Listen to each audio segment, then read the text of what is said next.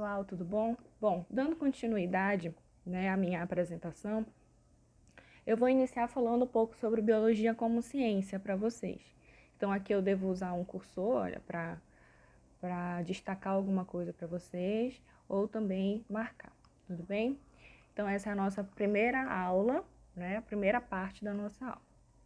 Bom, a biologia, ela vai ser uma ciência base, para muitas outras áreas que envolvem o estudo da biologia, na nossa sociedade, como, por exemplo, a medicina, que vai estar usando como base o conhecimento da biologia, de células, de vírus, de protozoários, bactérias, de medicamentos. Então, a medicina ela vai estar usando também a biologia, a biotecnologia, que fala da questão do melhoramento genético, estudos, que envolvem análises de fezes, de estudos de microparasitas, tá? A genética, que é a parte da biologia molecular, o estudo da zoologia, onde a gente vai encontrar a diversidade de animais que nós temos no planeta, o estudo da anatomia, quando a gente fala sobre a questão das estruturas internas de sistemas, sistemas respiratórios, sistema circulatório, de animais e também de vegetais. Uma coisa que eu acho interessante é que alguns alunos, eles acabam se confundindo em relação à questão dos seres vivos, animais e vegetais, porque para alguns alunos, eu já encontrei muito essa dúvida de que alguns acreditam que os vegetais eles não seriam os seres vivos, não seriam classificados como seres vivos. Mas eles são, gente. Eles são classificados como seres vivos, principalmente porque eles possuem a unidade básica, de todo ser vivo, que é a célula. Então, todo indivíduo que possui célula, ele é considerado um ser vivo. Aí vem um questionamento, sobre o vírus. Tipo, o vírus ele é ou não é um ser vivo? Então, muitos pesquisadores, eles acreditam que os vírus são seres vivos porque eles possuem material genético. Mas muitos outros pesquisadores, que na verdade é a grande maioria do comitê científico, eles apontam para os dados de que os seres vivos eles não seriam considerados seres vivos, porque eles por si só não conseguiriam se reproduzir. Então vamos supor que não existisse nenhum ser vivo no planeta. Se existissem só vírus, eles não iriam conseguir se perpetuar, entendeu? Porque eles não contêm todo o material, toda a estrutura interna que é necessária para que eles consigam se reproduzir e, consequentemente, gerar novos vírus, tá? E assim se propagar. Outra coisa, os vírus eles não vão se locomover, eles não têm locomoção. Então, os vírus, na verdade, eles vão interagir com o meio e dessa forma fazendo com que os infecciosos, no caso os infectados, que façam a sua transmissão, tá bom? A microbiologia, que vai estudar a parte de vírus, vai estudar a parte de bactérias, de micro-organismos, de protozoários, tá? E a ecologia, que é o estudo do meio ambiente e de todos os seres vivos que estão nesse meio ambiente, tudo bem? Bem, falando um pouco sobre o histórico da ciência, desde quando se originou, a ciência ela vai ser estudada desde a era pré-histórica, Desde a era pré-histórica. Então, o que seria esse estudo na era pré-histórica? Ele seria basicamente a visualização, das pessoas em relação ao meio. Então, nós vamos ter as pessoas na era pré-histórica vão observar o meio ambiente. Então, elas vão começar a pensar, nossa, esse animal ele é diferente deste animal. A relação entre as aves é diferente da relação entre os macacos, As plantas, elas são diferentes umas das outras. Por que que isso acontece? Então, eles começam a observar e a fazer alguns experimentos, mesmo que simples, Então, eles pegam, por exemplo, eles começam a identificar diferenças de plantas. Tem plantas que eles observam que eles podem se alimentar. E tem plantas que não podem, tá? Porque são plantas venenosas, que irão matar as pessoas, né? Então aí, a partir desse momento, desde a era pré-histórica, eles começam a criar suas próprias deduções, a criar hipóteses, né, do que poderia ser determinada coisa. Então eles começam a fazer uma análise um pouco empírica, né? O empírica quer dizer que é pessoal. Então eles começam a fazer uma análise empírica sobre determinadas plantas, determinados animais. Isso a gente observa muito também na cultura indígena. Então você acaba observando que os índios, eles têm esse conhecimento, né? Apesar de muitos, né, por exemplo, os caciques, que já são mais idosos, apesar de muitos não terem tido um conhecimento científico, né, de experimentos, mas eles conhecem para que servem as ervas, eles conhecem a funcionalidade das ervas, eles sabem que se eles utilizarem as ervas em determinado ferimento, aquele ferimento vai cicatrizar e vai ficar perfeitamente bom. Eles sabem, por exemplo, que determinadas plantas não podem ser consumidas e que outras podem, entendeu? Eles sabem aonde encontrar os animais que eles caçam, né? Então, eles já vão num ambiente específico para caçar, né? Então, isso tudo faz parte da ciência também. É uma ciência que vai estar relacionada à observação, ao método observacional, tá? E no século IV a.C., o Aristóteles ele vai começar a observar e estudar diferentes formas de vida, né? Já mais lá na frente, o Aristóteles ele começa a analisar, a observar os animais, os vegetais, né? E aí o Aristóteles, que é este senhor aqui, ó, ele vai fazer a primeira classificação de seres vivos, onde ele classifica em reinos, né? O reino Plantae e o reino Animalia, tá?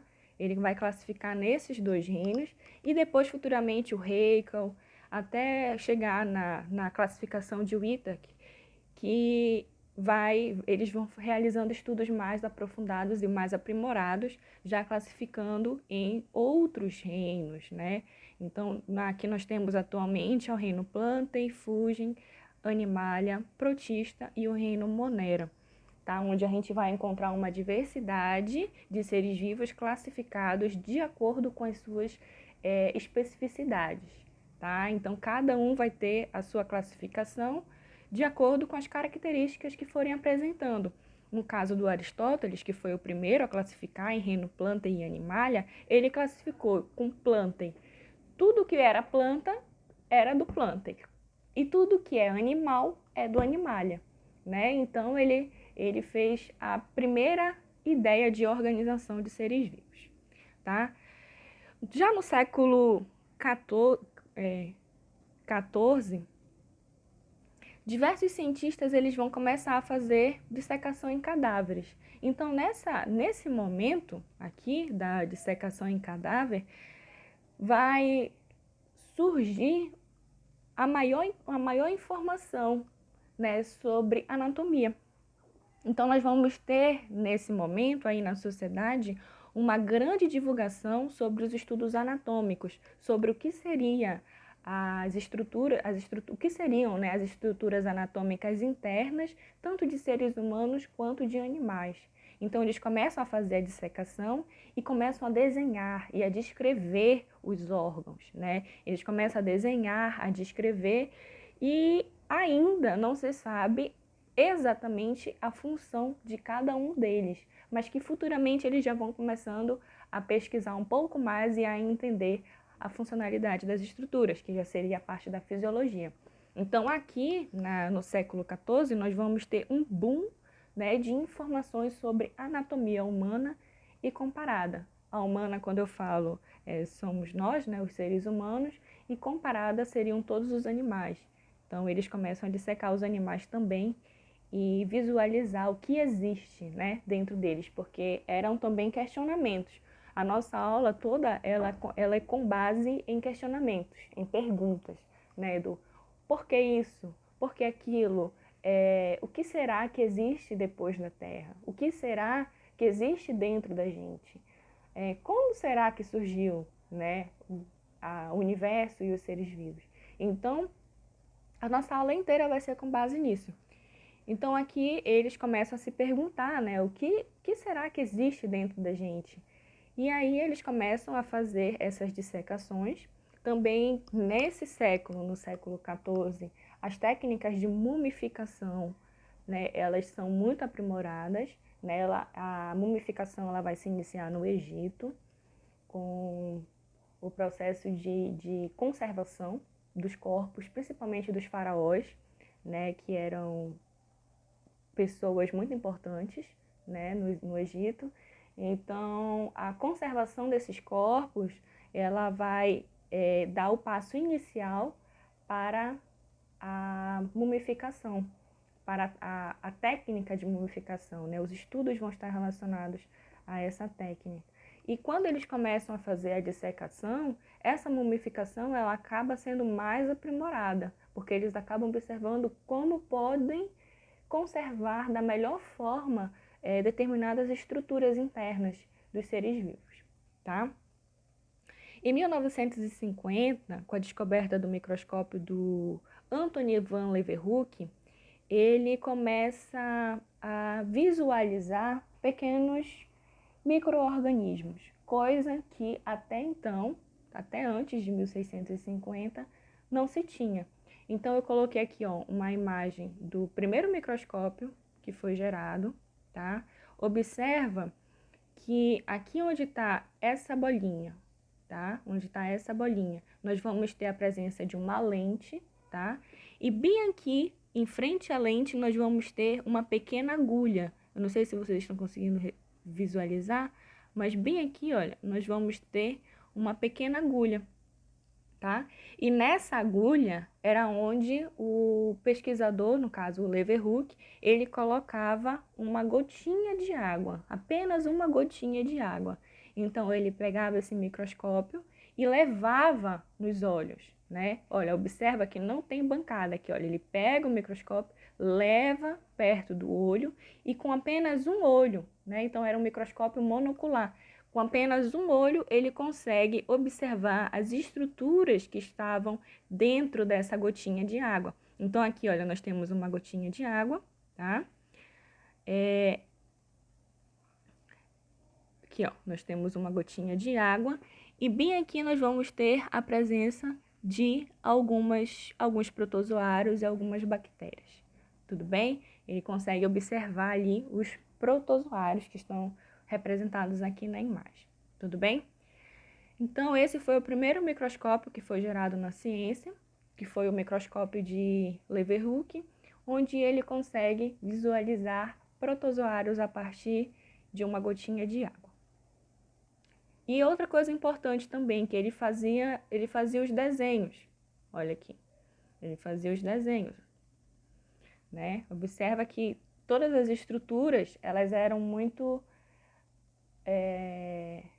observáveis, e apesar de você não saber o que era aquilo, eles faziam registros, né? Registros manuais por desenho. Tudo bem? Bom, em 1663, nós vamos ter o aprimoramento desse microscópio que foi criado por Leeuwenhoek.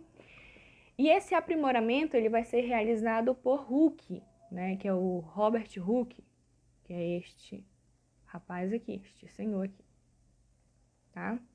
E o Robert Hooke, ele vai fazer o estudo dele voltado para análise de vegetais. Então, ele pega uma parte, né, de cortiça, né, ele pega um fragmento de cortiça.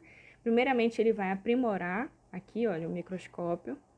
Então, observa que ele continua sendo um microscópio monocular, mas observa que ele já tem toda uma estrutura de lentes, né? Ele vai ter essa lente, que nós não tínhamos antes, e ele vai ter também esta outra lente, que nós não tínhamos. Observa que bem aqui embaixo, nós vamos ter tipo uma mesa, que é aonde ele vai colocar a amostra para poder analisar, tudo bem?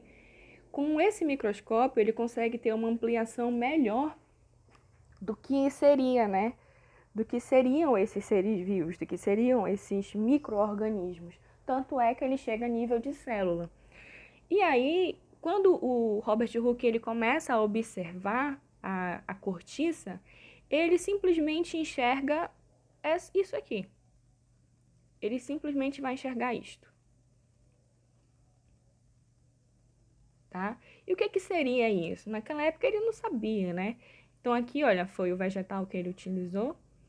E ele fica pensando, nossa, formam-se muitos quadradinhos, né? São muitos quadradinhos. E esses quadradinhos, eles se assemelham a celas, né? Naquela época tinham celas onde os cavalos ficavam. Até hoje tem, né? As celas. Então eles ficam organizados em celas, principalmente para aqueles locais, né? Onde praticam hipismo. Então os cavalos ficam lá organizados em celas. E aí o que acontece? Ele pensou, nossa, mas parecem celas, né? E ele descreveu isso, e ele anotou, fez o desenho, assim como todos os pesquisadores, né? Uma coisa que é interessante é que não existia nessa época biólogo, físico, químico, não existia, mas existia o que era comum, que era o filósofo. O filósofo era o cara que estudava a ciência. Então não existia uma ciência da física, uma ciência da biologia. Então, muito provavelmente, você vai encontrar vários nomes que estão relacionados a diversas áreas da nossa ciência atual, que é física, química, matemática e biologia. Então, por exemplo, o Darwin ele pode estar aparecendo em outros trabalhos, em outras áreas. O Robert Hooke pode estar aparecendo em outras áreas, por exemplo, a física, né? Os outros pesquisadores que eu posso citar, eles também podem estar presentes em outras áreas, porque simplesmente eles não eram de apenas uma área específica de estudo. Eles estudavam tudo. Tudo que tinha para estudar, eles iam lá por curiosidade e acabavam estudando. Então, é uma coisa bem comum que vocês vão encontrar, tá? Então, ele pega essas celas aqui, né? E ele identifica no papel dele, desenha e coloca lá celas, né? Futuramente, esse estudo ele vai ser visualizado, observado por outros pesquisadores, e aí eles vão determinar que, na verdade, essa célula que foi descrita por Robert Hooke, ela vai ser chamada de célula, que é o que nós temos hoje, né? As nossas células, e nós sabemos que nós vamos ter células de animais e células de vegetais. Nesse caso, do Robert Hooke, nós vamos ter células de vegetais. E ela possui, sim, esse formato quadradinho, né? Justamente por conta da sua parede celular, que ela é uma parede celular rígida. Então, ela tem esse formato quadradinho. Já a célula animal, ela vai ter um formato mais circular, tá? Bom, mas mesmo com o avanço da ciência naquela época, ainda assim muitas perguntas elas eram feitas, né? Principalmente as perguntas que estavam relacionadas à origem da vida. Então, muitos questionamentos estavam sendo feitos naquela época, e aí os pesquisadores eles começaram a tentar explicar, por exemplo, da onde surgiram os seres vivos, né? Como que a Terra se originou? Como surgiu o primeiro ser vivo na Terra, né? Já que nós estamos aqui numa população, como foi que surgiu o primeiro humano na Terra, né? Ou o primeiro organismo, o primeiro ser vivo? Então, tudo isso eles se perguntavam e a ideia do trabalho deles era tentar criar teorias ou propostas, né, hipóteses que tentassem explicar a origem da vida, tá? Então, agora eu vou finalizar e a gente vai para a segunda parte.